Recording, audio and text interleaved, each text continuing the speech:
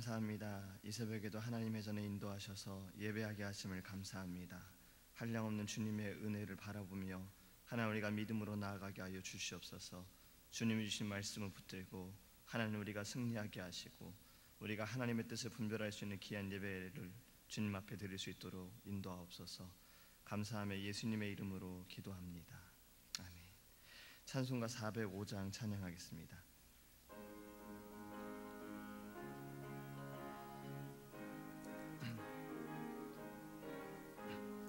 주의 친절한 팔에 안기세 우리 맘이 평안하리니 항상 기쁘고 복이 되겠네.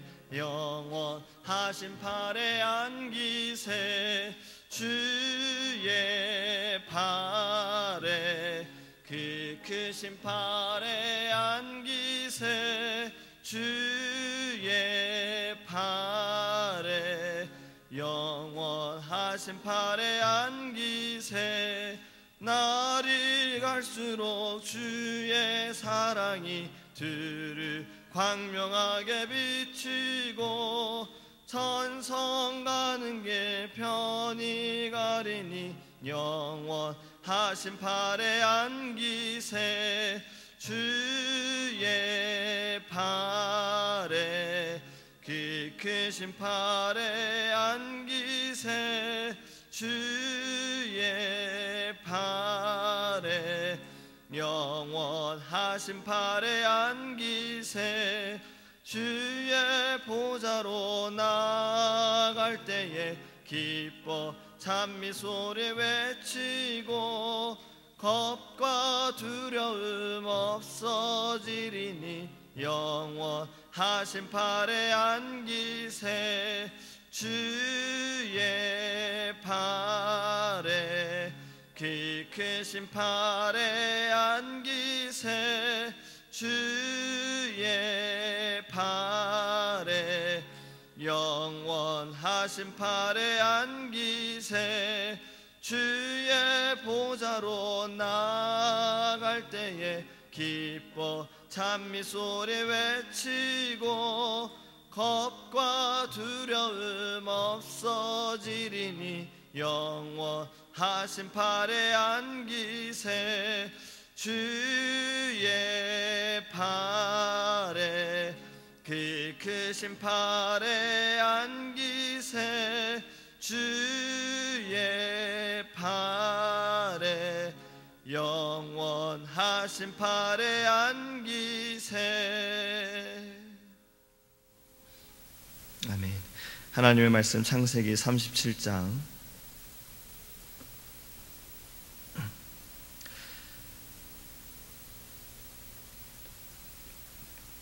5절에서 11절 말씀 함께 보겠습니다. 창세기 37장 5절에서 11절입니다. 요셉이 꿈을 꾸고 자기 형들에게 말하매 그들이 그를 더욱 미워하였더라. 요셉이 그들에게 이르되 청하건대 내가 꾼 꿈을 들으시오. 우리가 밭에서 곡식단을 묶더니 내 단을 일어서고 당신들의 단은 내 단을 둘러서서 절하더이다. 그의 형들이 그에게 이르되 네가 참으로 우리의 왕이 되겠느냐, 참으로 우리를 다스리게 되겠느냐 하고 그의 꿈과 그의 말로 말미암아 그를 더욱 미워하더니 요셉이 다시 꿈을 꾸고 그의 형들에게 말하여 이르되 내가 또 꿈을 꾼즉 해와 달과 11별이 내게 절하더이다 하니라.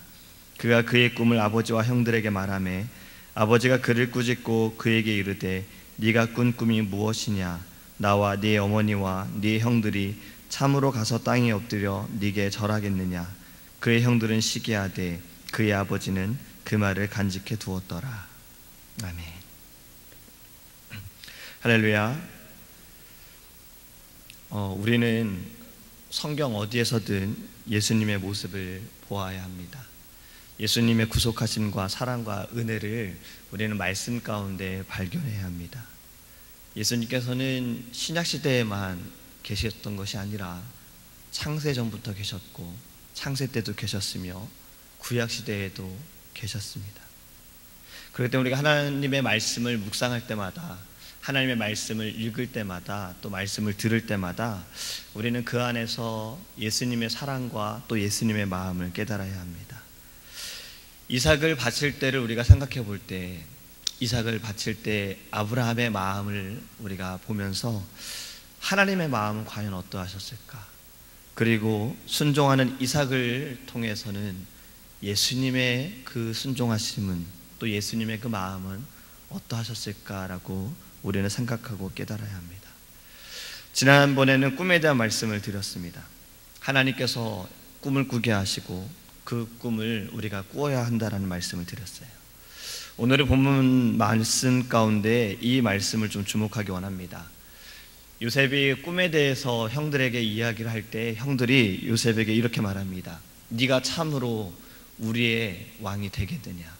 네가 우리를 다스리겠느냐? 요셉이 꿈을 꿨을 때 형들이 요셉에게 말한 것이에요.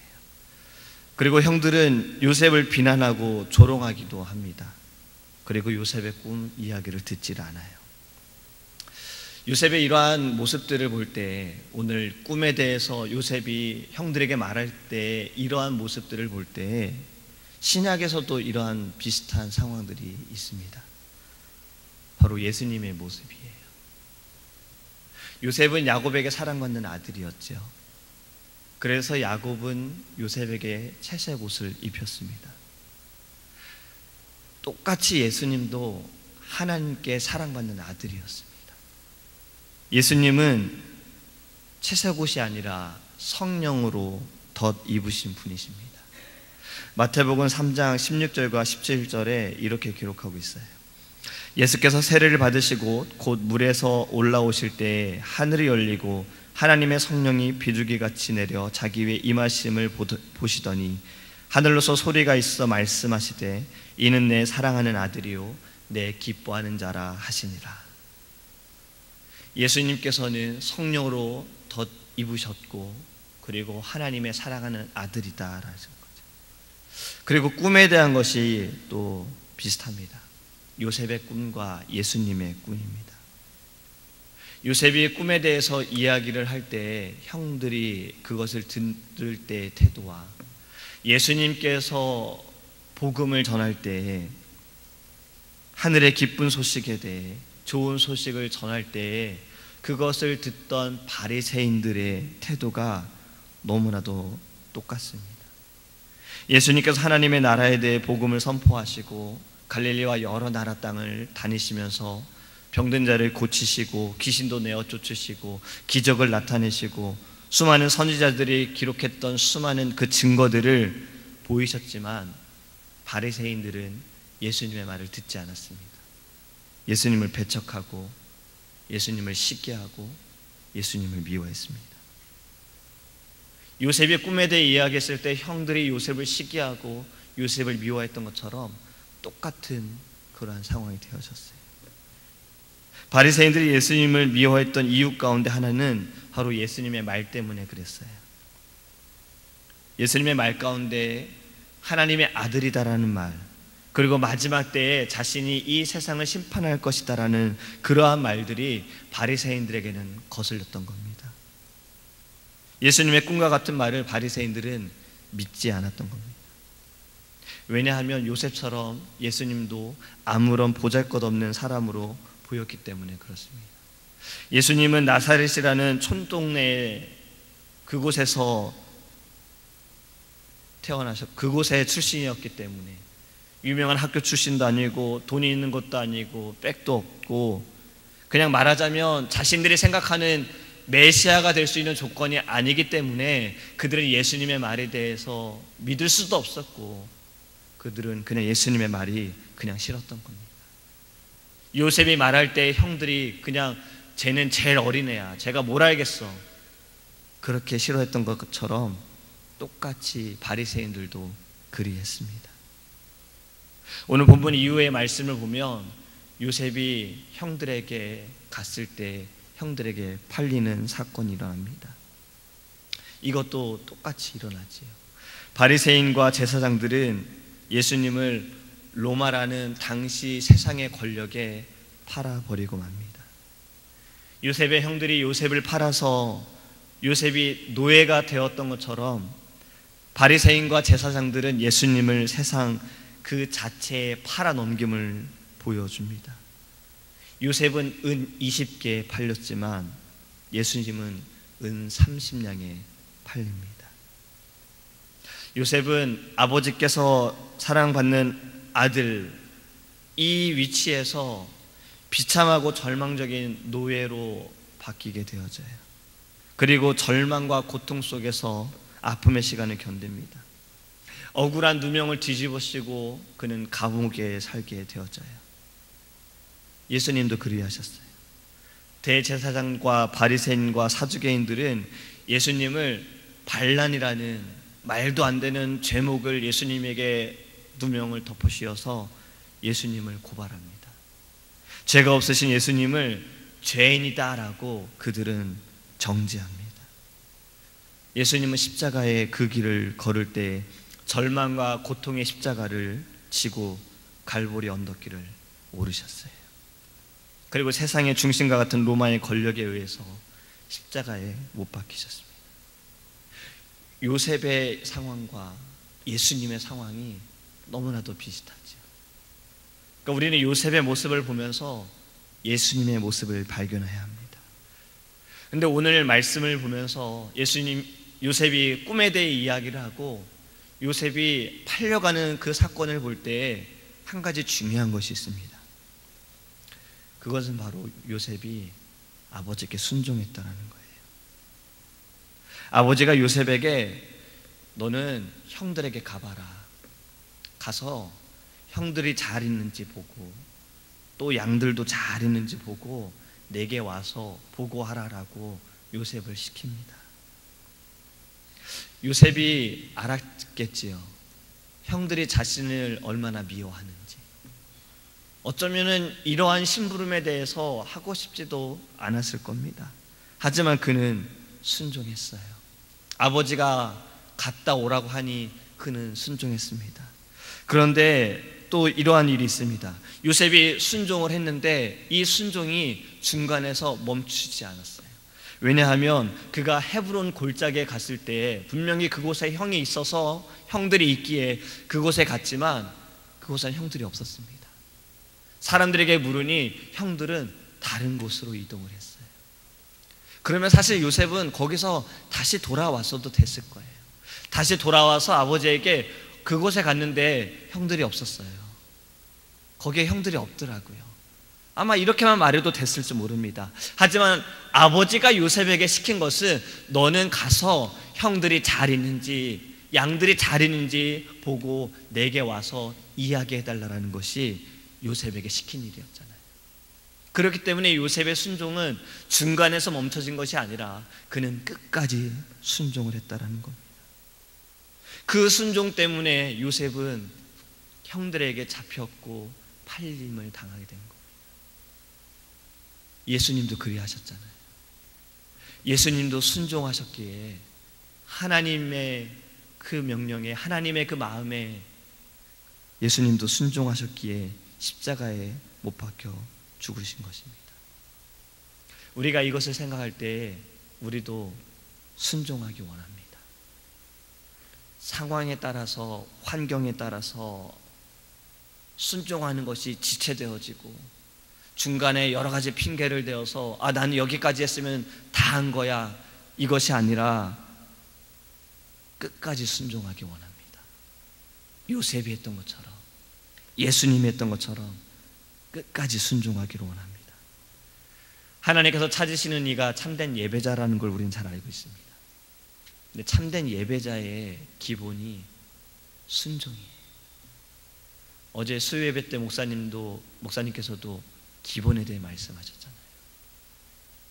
기본적인 것이, 당연한 것이 이제는 그렇게 되지 않기 때문에 그냥 놀랍게 느껴지고 이것이 새롭게 느껴지게 되어진다는 겁니다. 믿는 자들의 기본은 순종입니다. 하나님의 말씀에 순종하는 것, 가라 하면 가고 서라 하면 서는 것입니다.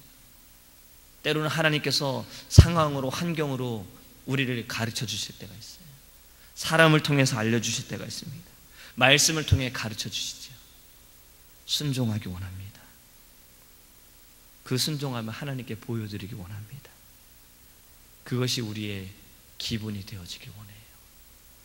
작은 순종이 큰 일을 나타낼 줄 믿습니다. 아주 작은 순종이 하나님의 놀라우신 뜻을 나타낼 줄 믿습니다. 우리가 이 아침에 하나님께 기도할 때에도 순종하게 하소서. 어떤 상황의 환경에 그냥 내가 만족하는 순종이 아니라 하나님이 만족하시는 순종을 우리가 행할 수 있게 해달라고 기도하기를 원합니다. 기도하겠습니다. 사랑하는 하나님, 감사합니다. 하나님, 우리가 말씀을 묵상할 때마다 주님을 보게 하소서. 주님의 마음을 깨닫게 하소서. 주님의 그 사랑과 한량없는 은혜를 바라보게 하여 주옵소서. 요셉이 순종했습니다. 아버지의 말에 순종했습니다. 중간에 멈출 수도 있었으나 그는 끝까지 순종했습니다. 주님도 그리하셨습니다. 하나님, 우리도 순종하기 원합니다. 상황에 따라, 환경에 따라 내게 만족할 때 내가 여기까지다 라고 생각하는 그 순종이 아니라 하나님이 됐다라고 하는 그때까지, 하나님의 말씀하시는 그때까지 하나님의 마음에 합한 순종을 가지고 우리가 하나님께 영광 돌리게 하여 주시옵소서.